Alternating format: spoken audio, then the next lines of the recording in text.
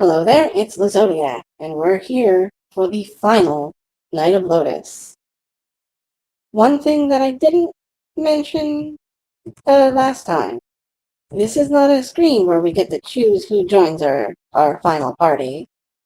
This is a scene to show us who is coming and who is not.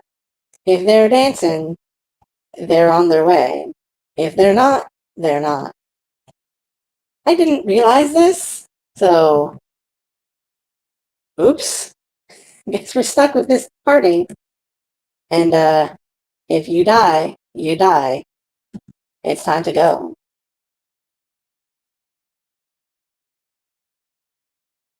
You don't even get to set up the army, by the way. They choose for you. Welcome to the Ogre battle, as it were. This is the stage. This is the other world. Where the denizens of the netherworld and heaven do battle. Also, hey, look, Saher is embracing his dark side. Though he's still trying to blind himself with his own, angelic nature.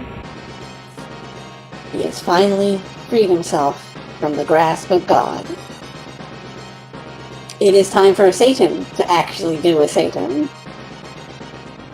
His fall is now complete.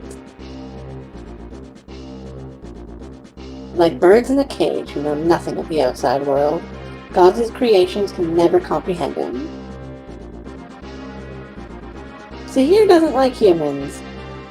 Also, he's got a face on his shoulder, and also he just bled onto the battlefield, real nasty-like. And that gives rise to the denizens of hell, I suppose.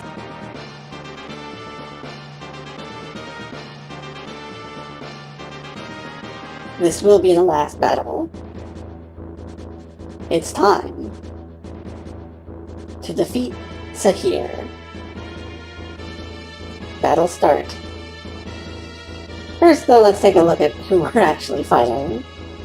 We have Orwell, who is a Darkstalker, an invisible, evil assailant that camouflages itself in darkness and attacks unexpectedly. It is said that Darkstalkers are kin to vampires and werewolves, but no one knows the truth. That seems very weirdly specific. But also, they all have Blood Rain, and they all have Sniper. They're not that difficult, but they do have the best gear that you can have in the game. Like, this one has a wet katana. This one has a sword of Tiamat, so we're gonna have to keep Terapat away from there. And of course there's two, Hell Gigantes. Summoned from the depths of darkness in an unknown realm, the Hell Gigantes is a bloodthirsty giant with terrifying destructive power. It's about as threatening as a regular giant, but it can still be pretty dangerous. And of course, Saher with 600 HP. He is now the Sacred Demon, the embodiment of evil itself. His moves are the Day of Reckoning, a global abnormal status effect. Cool. Apocalypse, which is an area of effect, just attack. Cataclysm, a global damage move that hits everyone, all foes. And Descent, so he can make more demons. And of course he has a whole bunch of emblems, like Berserk, and Charisma, and da-da-da-da. All the stuff you would expect for a final boss. So, let's begin, I suppose. Good news is, we get to keep all of the status that we had from last time, which unfortunately means the damage and the MP that we've gained. We're not going to be killing these shadow boys if we can afford to, because they're not super useful, not really in our way. I mean, they are, but we need to focus on the big picture here. We have a Satan to kill, so we're going to kill the Satan. That's not to say we're not going to do some damage to them just to get them out of our way.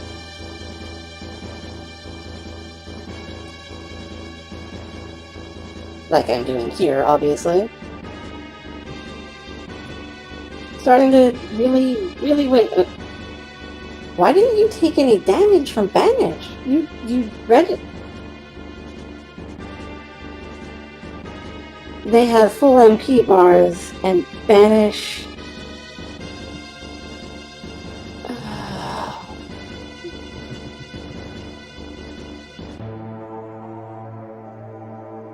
Damages the foe mentally. It destroys MP. God, Angel Knights are useless. Except for the fact that they can fly. I mean, Hawkmen can fly. They have the lightning fingers. Angel Knights are good. They have really good stats, and the aura is good on them. But God, I didn't realize their abilities were that useless. Why did I say useful? Literally the exact opposite of what they are. Alright, we're gonna use, we need to use haste.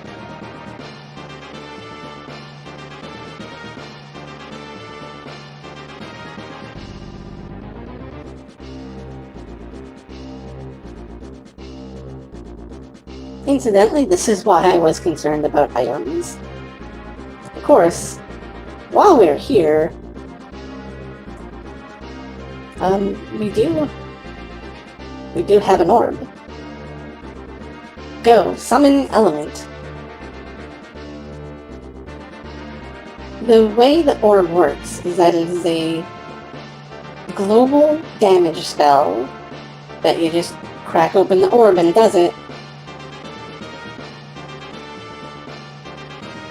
Apparently it can miss and also just not be good. Oh right, this. Remember how they said we need the longer coldness? That's what the break effect is. It lets you actually kill Saher. Which reminds me, there is an ending if you game over to Saher that I should maybe show off. I will probably show that off.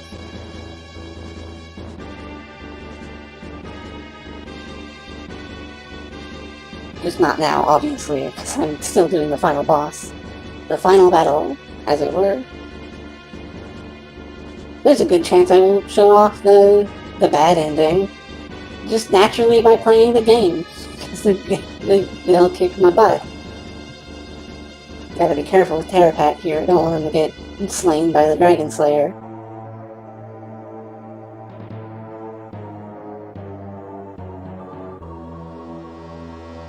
Don't be like that, Saher.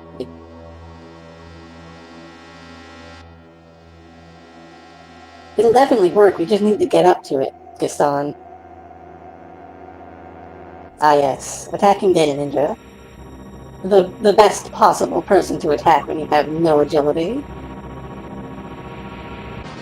Wow, these ninjas can just go wherever they want, huh? Of course, it goes to attack Vecna instead of Terapat, so... Man, the enemy AI in this game is a trip sometimes.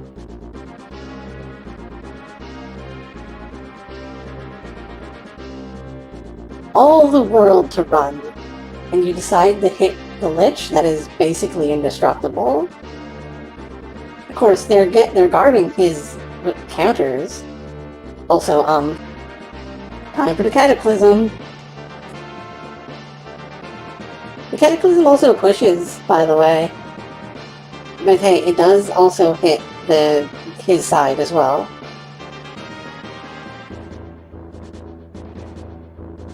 So that is at least one of his guys who was just killed. Sweet. We're gonna need to stack up so Blue can heal everyone, though. We cannot take that many ones of those, basically.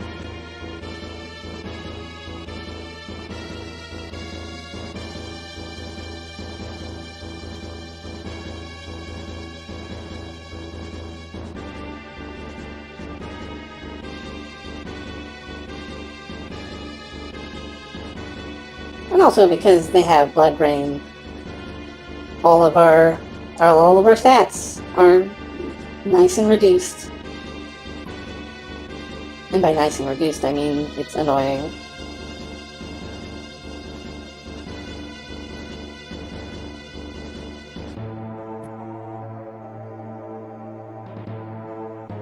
Thankfully, murder is a good solution to that.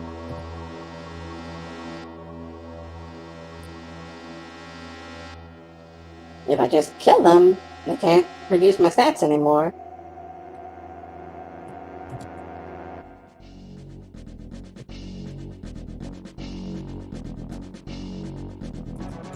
I want to make sure I heal Blue as well, since he definitely needs to not die of anyone else on this map. Blue is kind of our lifeline here.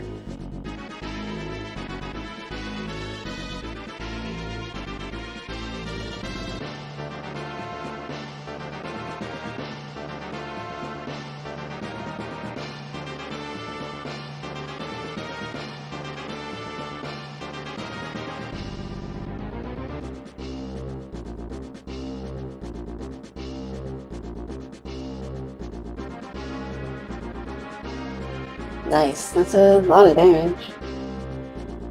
I am going to do this. May as well, anyway. The more we mess up the enemy, the faster it is that good old Saher will start wasting his turns reviving them. It's a net gain overall.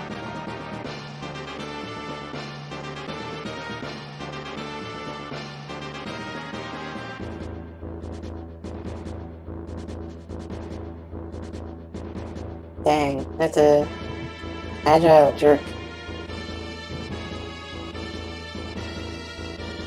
Luckily I have a solution for agility. What if you're just not allowed to dodge because it's an area of effect attack?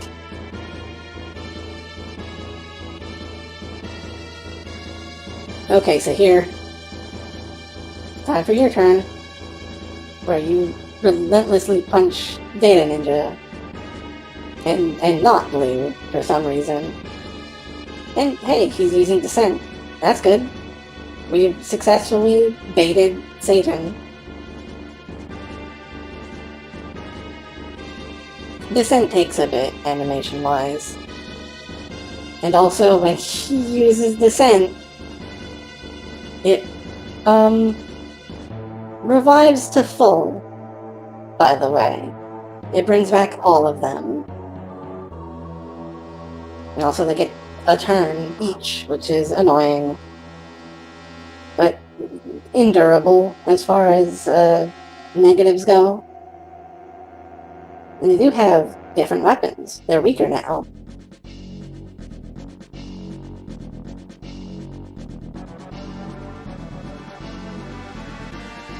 Okay. We are not within range. Come on. It's so rude. Anybody have a shield other than Blue? Blue doesn't even have a shield. Good. No one can do pushing shenanigans.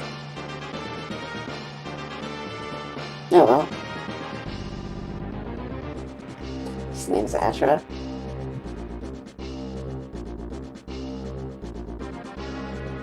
Oh, almost can stab you.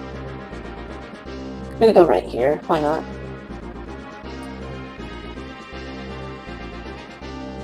Next turn, you're gonna get poked.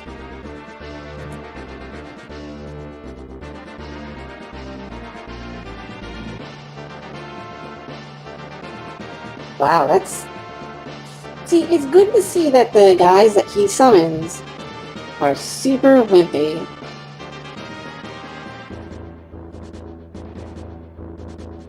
Because it means this is actually possible.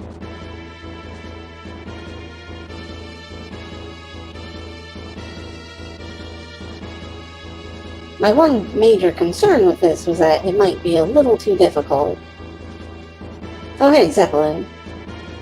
Yeah, it seems that the ads that he summons are not actually all that bad. We could probably devote some of our team to just ripping them apart normally. How is that a guard? Come on.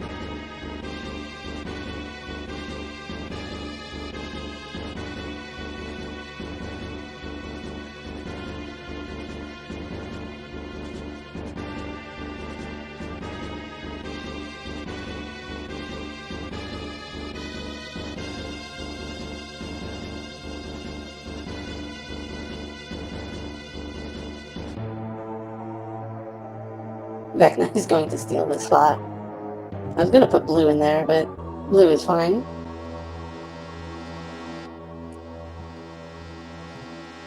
There. Everybody gets to heal.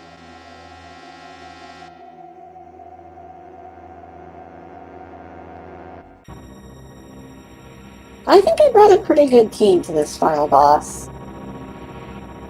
Probably not the best possible team I could have, because of course Gaston with the Snapdragon and Atropos would be super powerful. But this is comparable. Just a question, if we are next to Saher, he doesn't counter, so that's actually pretty cool. Saher is a polite boss. He doesn't attack you back on your turn. Nice crit, by the way.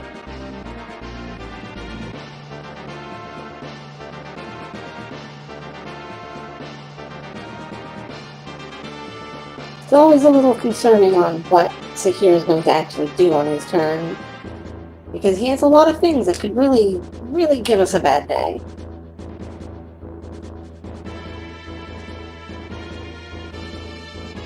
Ow. Oh, he's using... Uh-oh, a reckoning. Hope you like status effects.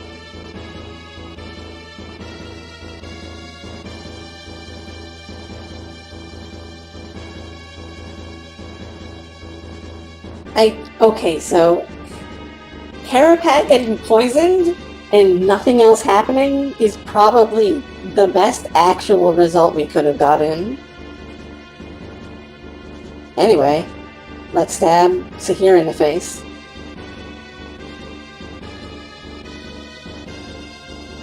Break. His holy barrier, or unholy barrier, whichever you would say, has been pierced.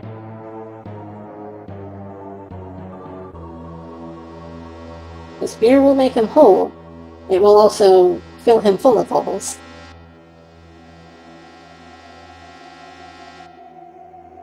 Evidently, we have yet to experience true fear. That doesn't change any of his stuff, though. Now, the one troublesome bit is that you can only really attack Saher from 2 spots, unless you have, like, missile spells and stuff.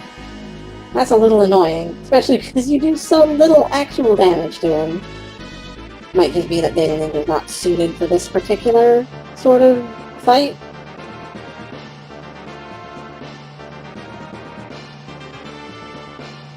Yeah, it's just the fact that Saher is very buff. There's just no real way around it. This is a bit of a slog. Not that that's negative in any real sense, although it is a little. It's one of those cases where it probably could have maybe made him move around a bit so that you can get him from more than one spot. Also casually just taking 30 damage on both my Valkyries so I can put a real hurt on Singleton here.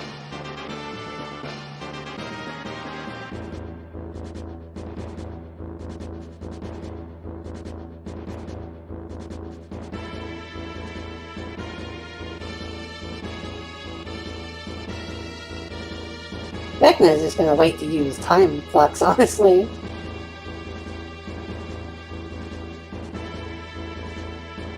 Another good thing about the enemies being so very happy to respawn, you can just, level grind a little bit. Just a little, though.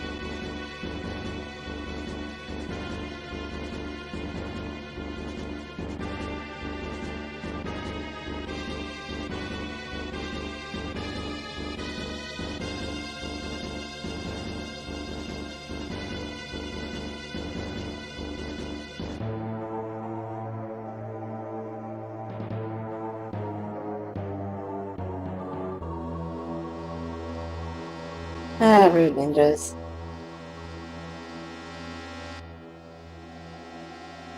Silly Gigantos. Whoever you attacks, you're going to die. Well, almost.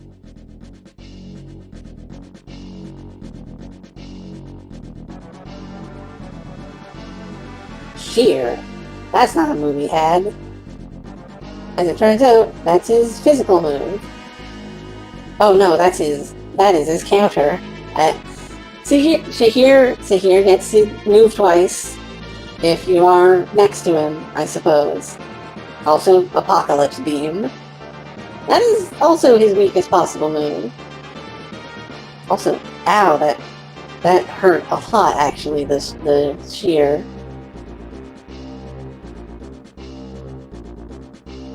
But yeah. It's no longer time to mess around. Time to dump Clotho on him twice a turn. Do 100 damage. Well, not twice a turn, because Vecna doesn't have the MP to fulfill that. But we can certainly try.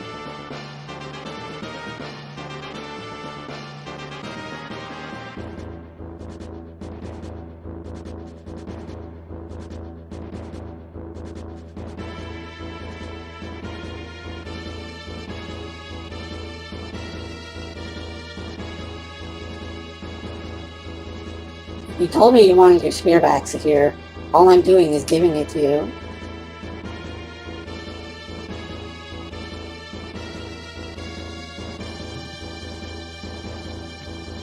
How much damage would Eleanor do? Not very much. How much damage would Celestine do?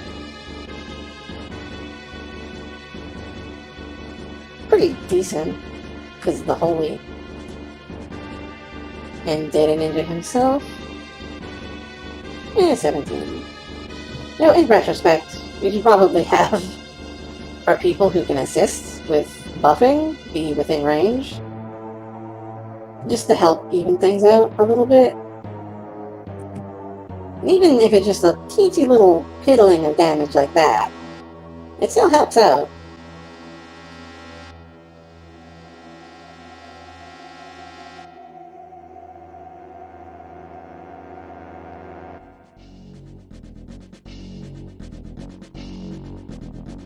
Although doing 5 damage with a spell is a little disappointing. 2 damage, rather.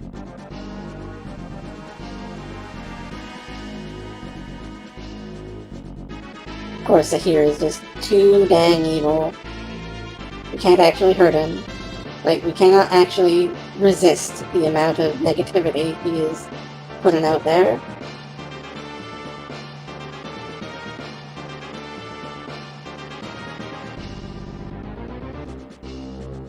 In retrospect, I should have healed Data Ninja as well.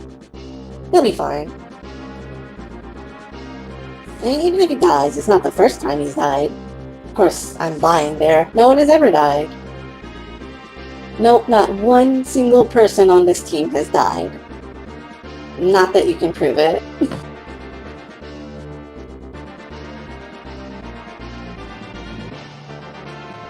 No, Terapat, given his negativity aura and his permanent +2 morale, probably is suited pretty well for taking out Saher. Or at least his minions.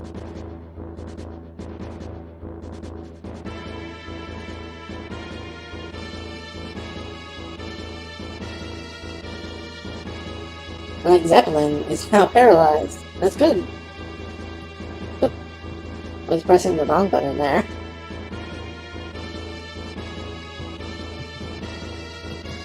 Just heal yourself, Data Ninja. You can do it. This will be a good test to see what exactly Sheer does to everyone around him. Does it only hit diagonal? I mean, you know what I mean.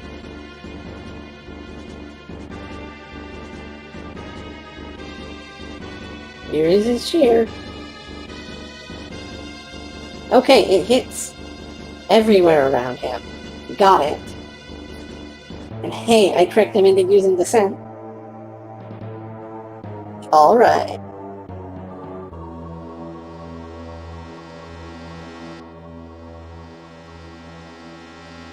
Another ninja.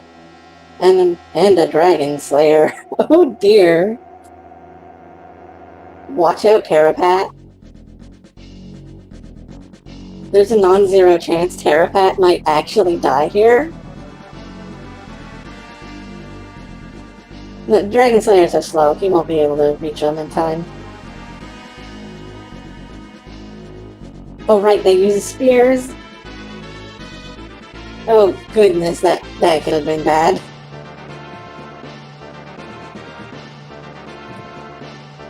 Donovan. The Bryonic. The Bane Spear. Oh, sometimes this just causes instant death. Okay. Donovan. Unmerciful to the weak. Predators pride themselves on their attack power and strong defense. No matter how much blood they draw, their swords crave more. We could have gotten a spear, that spear in quest mode. I just chose not to. Also, hey, we're actually getting our morale effects now. It's time to do some real damage.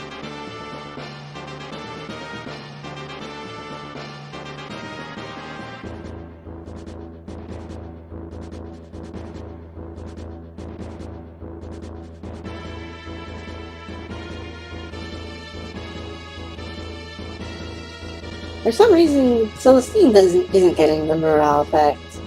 Oh, because she's a girl, right? And she doesn't benefit from herself. There we go. That's some real damage. And that was a crit too, nice.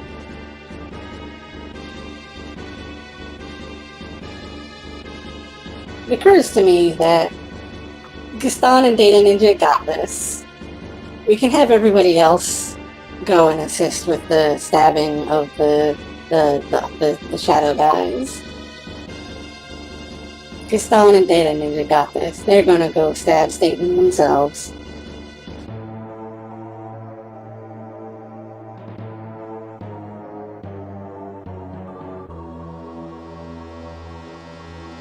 Speaking of stabbing Satan, this is actually let's not actually do this, because the instant death spear might be a little, let's say dangerous. Dangerous seems like the right word to use.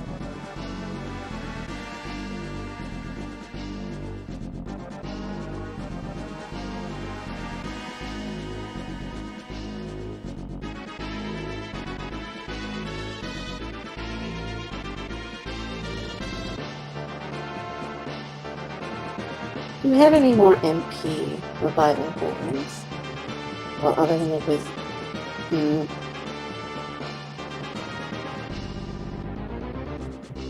This is worth it. If we're gonna actually try to finish this in any sort of reasonable fashion, we're gonna have to use our items to power up our guys. Also, it occurs to me that setting us up like this means that Donovan is going to possibly kill 2 people in a row in like 1 hit. Unless I am the best and don't do time flux and instead actually try to kill them. I know what you're thinking. Using actual strategy to ensure that we don't die? Ridiculous. But I think it's a good idea. At this point, I'm basically just rambling. Pretend I'm not even speaking.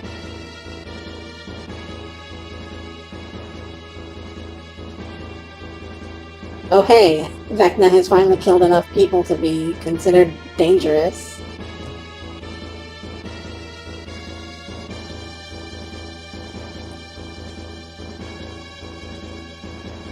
Hopefully this will stun.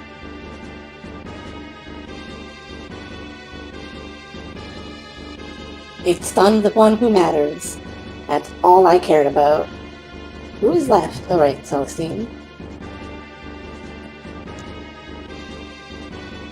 And since it stunned the one who matters... Oh right, Celestine has a sword. I mean, it's the shield. She could have done a push. Anyway, what I was trying to say is that since we stunned the one that matters, we can focus on killing Saher. Or now we can make it so that we can easily kill the Predator.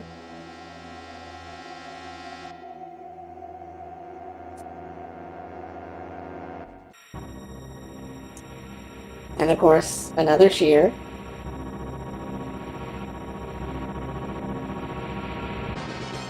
That does so much damage, honestly. Uh-oh, Cataclysm.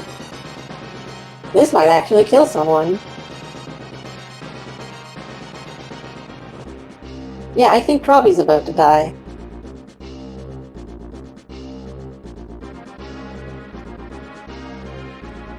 Of course, he may have also killed his own units as well, so maybe that's a good trade-off. Oh, yep, Proby has died.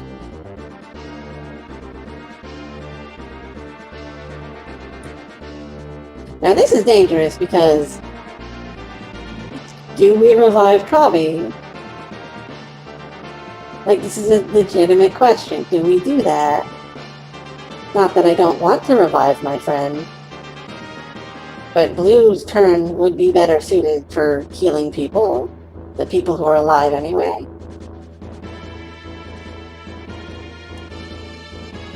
Oh, hey look! Celestine has a blood rain now. He is very dangerous, an angel. Yeah, I am actually going to take this turn to reload and, revive Proby and do some healing. Because since there's only one Darkstalker around, Saher will probably use Descend. You know, I'd say it's special that Proby got to go to heaven, but, I mean, we are kind of in the void.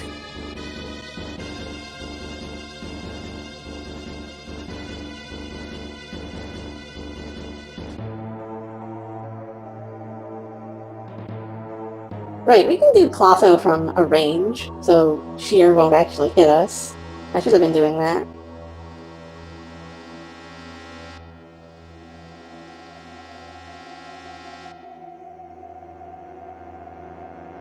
Gonna group everyone who needs to heal together. Also throw a rocket to here. Eat this, jerk.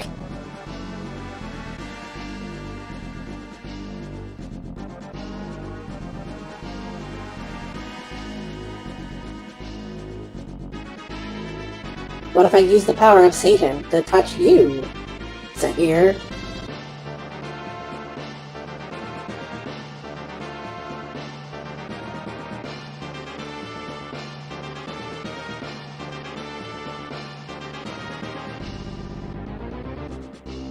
Assuming I understood how Shear works properly, we should be able to win it next turn without much fuss?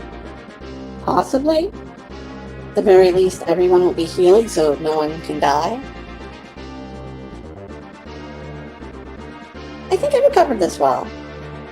This is a tough final boss, to be honest. And truthfully, I am not good at RPGs, especially not tactics ones, as you may have seen from watching me play Fire Emblem. Still have a hard time believing people actually voted for that.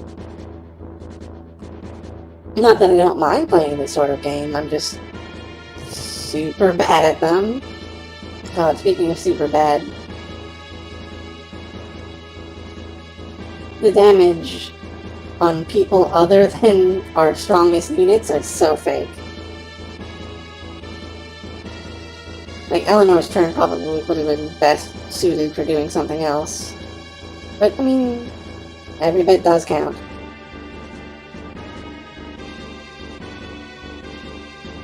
Oh no, Blue's gonna get punched in the back of the head.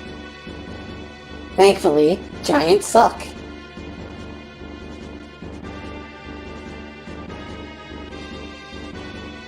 And here comes another descent.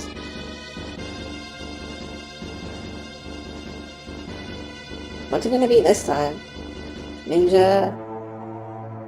Another predator, that's not good. Oh god, right, they get their turns when they get summoned. This could be bad.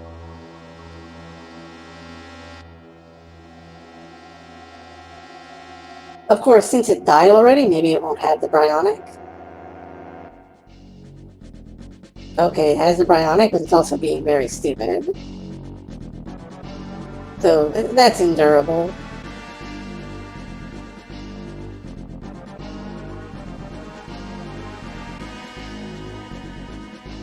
And the ninjas are still super fragile. Okay. We won't be able to kill Saher yet on this turn. Although, we might be able to if we can manage it.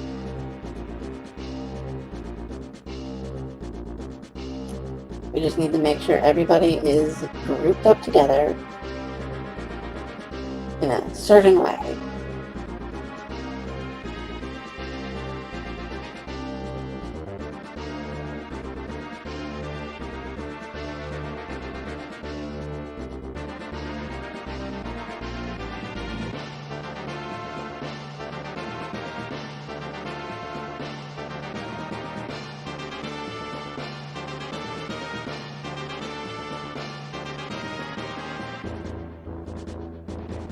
Just speaking through that since it doesn't matter.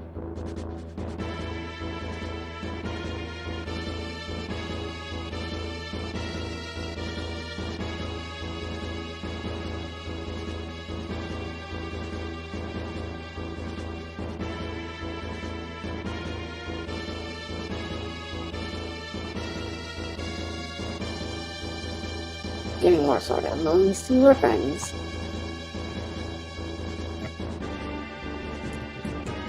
Okay, let's see if Clotho can do this. He's going to do a lot of damage to both Gaston and Saher here.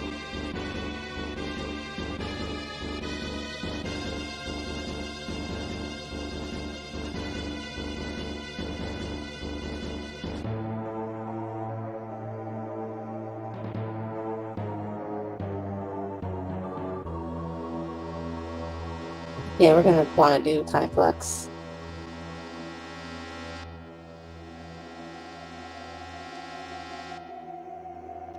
I think we probably won't be able to kill Saher this turn, but we will almost be able to. Almost.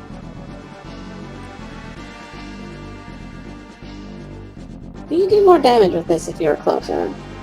I don't actually know. It does not, so this is actually optimal. 90 damage. We're just about done. can just squeeze out a little more. Just a little more. Well, they didn't need to be able to do it. Oh, so close.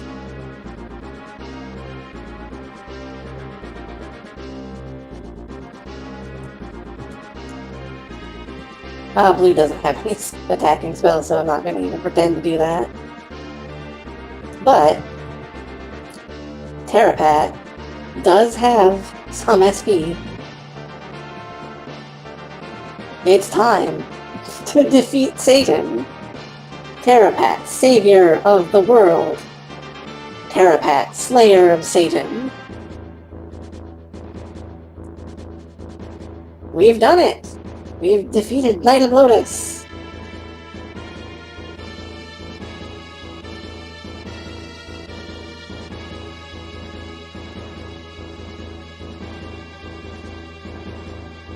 At least I think so.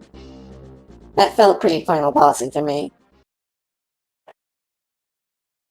And Saher just is defeated. He even reverted back to his regular shape. He feels abandoned by God.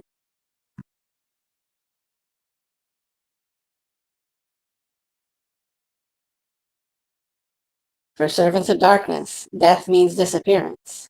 Banishment to where God's love doesn't reach. There's no possible salvation for evil, apparently. According to Gaston here, anyway. Live eternally within the seal, or vanish completely.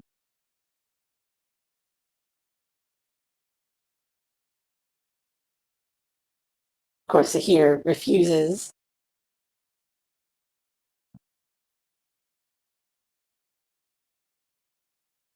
I guess Sybil is okay? Maybe this is just a vision?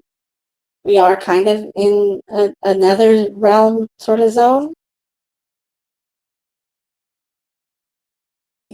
And there it is. Saher still loves God. That's why he was doing all of this. He just wanted to be with God.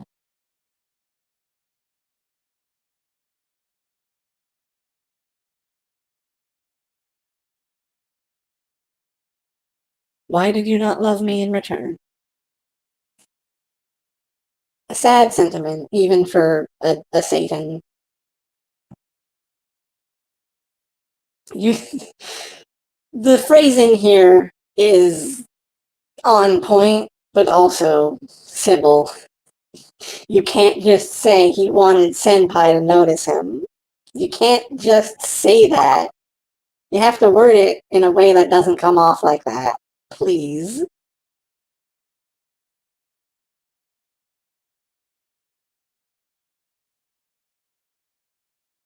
But hey, Sybil does point out that God did sort of love him, since he didn't just smite him.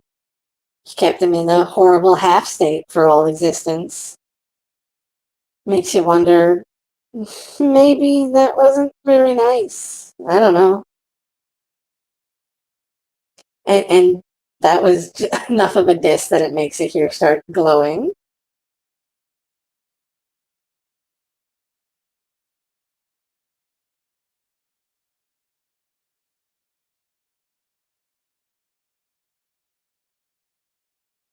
Tahir refuses to die alone.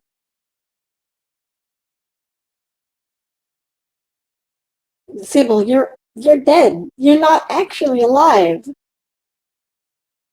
I think. Where is this coming from? Is this what happens if you beat the game under 25 hours on this route? Sybil's alive and she decides to hang out with Satan forever? That's not a good ending. It's not a good ending at all. She's evil.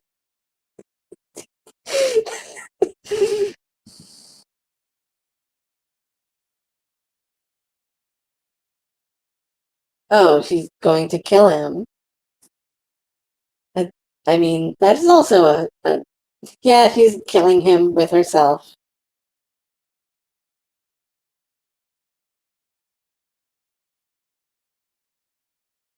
Wow, that's dark.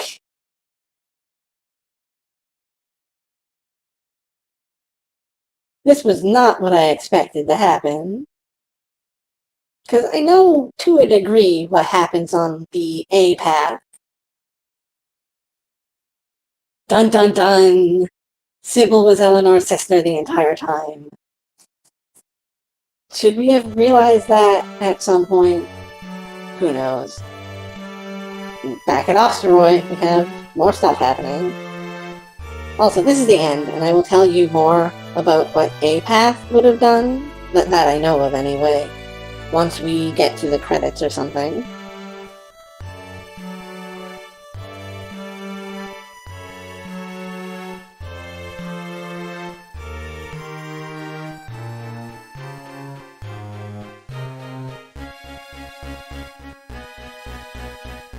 You're actually in, like, auto text mode, by the way.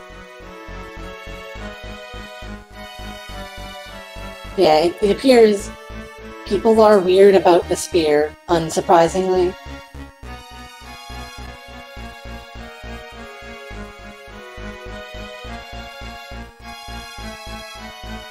And Richter's going back home so he can smooth things out a little bit. So I guess we just get to stay at Osteroid and be the king, or like lord or whatever. With Ivana helping us out.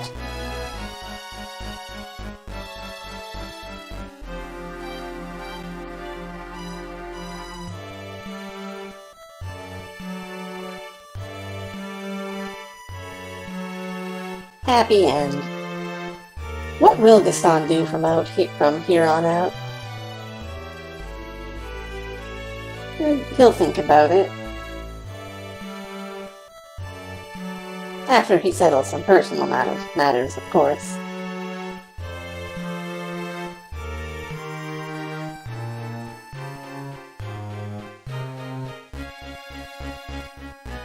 And of course, by personal matters, we do mean probably Eleanor. It's time for a happy ending, where Gaston gets to hang out with his magic girlfriend, I suppose. Wait, why does Sybil sacrifice herself in the ending where she dies, and not sacrifice herself in the ending where she lives? What? Why would they do this? Anyway, yeah, like I was implying, in A route, Eleanor is the one who goes to live with Satan, and not like in a I'll kill you way. It's in the we get to live together and I'll be your friend way. What are you... Eleanor, please. Come on, sold you to Richter. He sold you out. I don't... Forgiveness is important, I guess.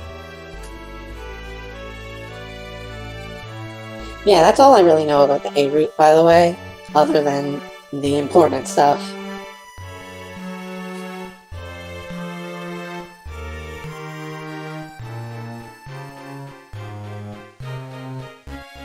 Also, hey, mermaids.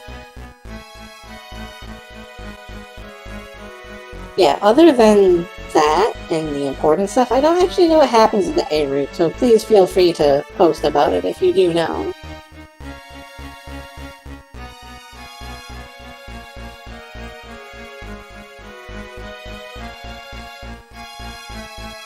Is Barevra dead? Who killed her? I guess Richter, maybe. Feels weird that they would just kind of... I mean, maybe mermaids are just... Look, mermaids are dwarves. Yeah, mermaids are dwarves, so maybe this is just their way of doing things. And yeah, that's the end. That's it. Credit time. We get to see longer coolness, that's cool. But yeah, here's something that's a cool thing about this game that you may know, because some people in the thread were getting a little antsy about it, and also just, you might have played this before, I don't know. It's never really stated in any real sense as far as I'm aware, but Gaston here is actually a character from the rest of Ogre Battle in general. Specifically, Let Us Cling Together, the game before that came out before this one. It turns out that the Gaston's adventures on this island turned him into a jaded old man who will kill everyone in his path without any remorse at all, because he is a Knight of Lodis. And there it is. That is the only real indication we get that Gaston is what he is. That is an image of Lance de Tartare, otherwise known as Lancelot of Tartarus, and that is the future for Gaston. Because, as it turns out, the A path is the canon one. Gaston was like, yeah, sure, let's go torture mermaids. That's the canon. Bad ending is the canon good one, and the good ending is the weird doesn't make any sense one. Ta-da! And of course, I think both endings set up for the possibility of Gaston becoming Lancelot de Tartarus. I'm pretty sure they do anyway. But yeah, that's the big surprise.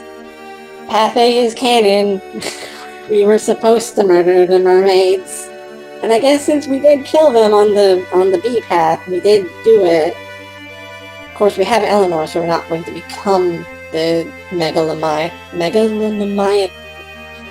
the super crazy stab boy for the Lodis. Possibly. We might still do that even with Eleanor. We gotta lose that eye somehow. I've been entirely ignoring this little coda, which feels a little bad. It's about characters that don't exist because Ivana doesn't really matter, and Richter dies in the canon path. Oh, Richter is marrying Ivana. That's cute. I do actually like that, that's nice. He was going to marry her sister, but, I mean, she's dead. So, marry Ivana. Why not? They had interactions over the course of the plot, I suppose. Also, hey, we get a coda for Affair. I didn't actually know about this. Affair and Elric did have a story, mostly. If it wasn't clear, I do like this game. It was good, and I liked it, and it was fun. For the most part. Oh hey, look! Mermaid! I don't think we get anything fancy because we killed the mermaid who was supposed to be a plot important. Sorry. Yeah, I did like this game. It was, for the most part, really fun to play. It is a thing, though. The plot is a mess. It's a good mess. It is a written well mess. But it is a bit of a mess. And a lot of the mechanics are a little annoying. Like, it's basically impossible to get the best ending because of just how it's set up. But also getting the best ending doesn't really do anything, because if you're on the B path, the best ending is goddamn ridiculous and makes no sense at all. And that was the last that anyone has seen of them. Of course, that's not the canon path. The canon path is Gaston losing her to Satan, which is a hell of a thing to have happen, I suppose.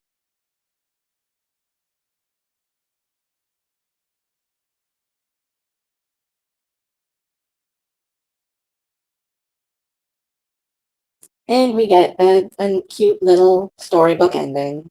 Because, hey, look, one person has died. We fired 4 people. We killed total 228 people. Apparently I got ending... No, ending B is the correct... That is the thing that we're supposed to get, I believe. Isn't it supposed to be B+? I don't understand. I did everything.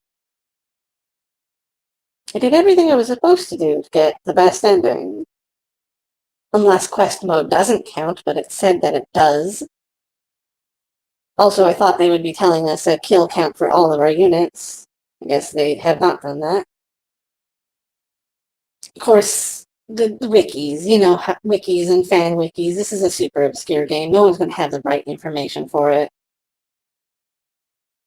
But yeah, that has been the Night of Lodis.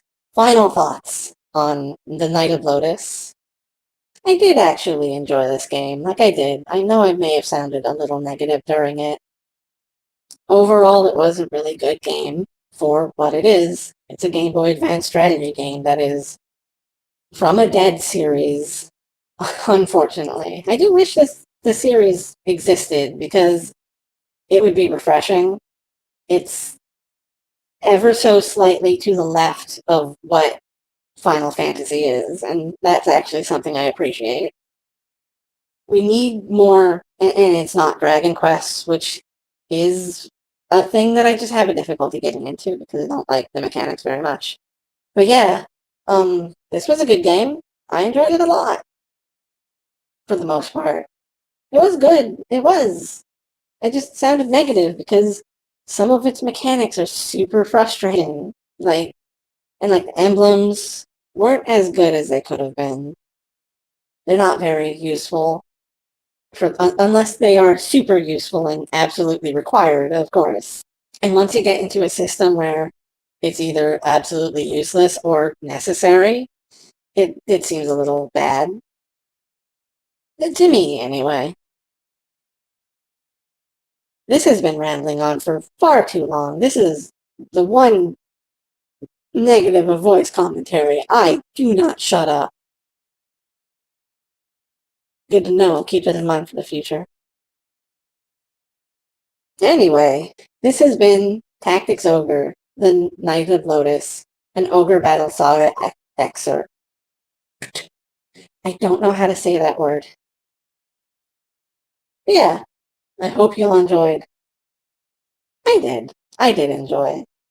I will see you all next time, when we're going to be playing Kirby's Dream Land 3, which will be me and other other person who you may have met if you listen to my Magic the Gathering stuff, and also are someone who follows things that I do. And anyway, take care, everybody.